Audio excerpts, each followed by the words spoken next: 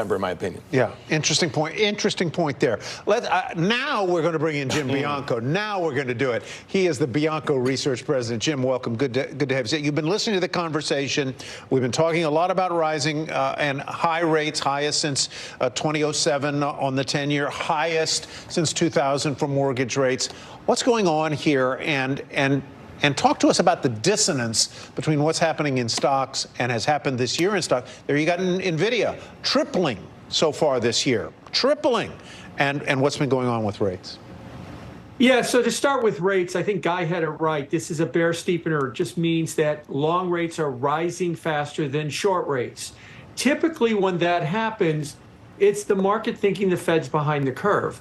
And maybe this is what's happening this time, that even though they've raised rates 500 basis points, we might not be behind this whole inflation thing. And as I like to say, it's not 8, 10% or Zimbabwe inflation. It's more like 3% or 3.5% inflation. And that's wholly unacceptable to the Fed.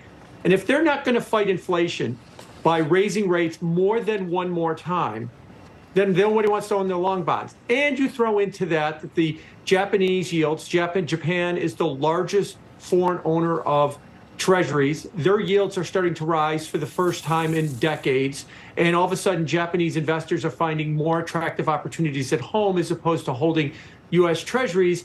And you've got this sell-off going on. And interestingly, if that analysis I just laid out is correct, what stops it?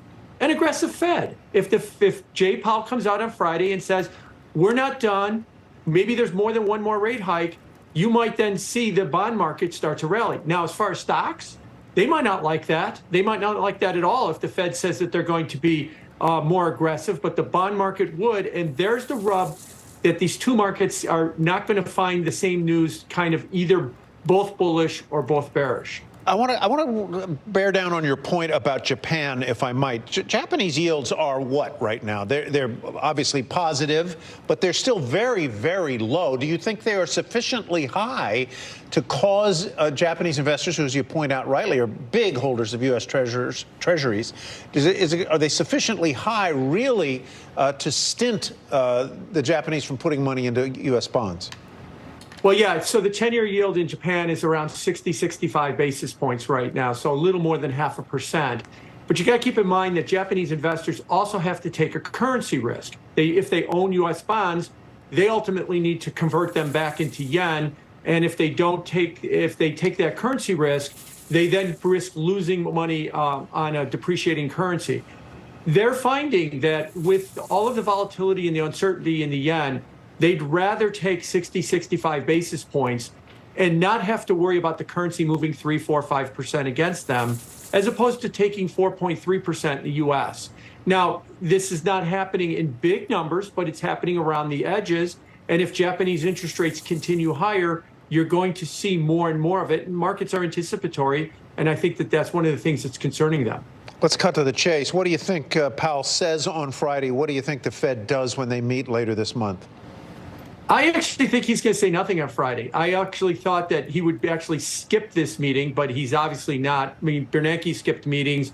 Yellen has skipped meetings. He hasn't yet. And I think because they're still in flux. They talk about the end of the cycle, but the market's not acting like they should be at the end of the cycle. At least the long bond is not.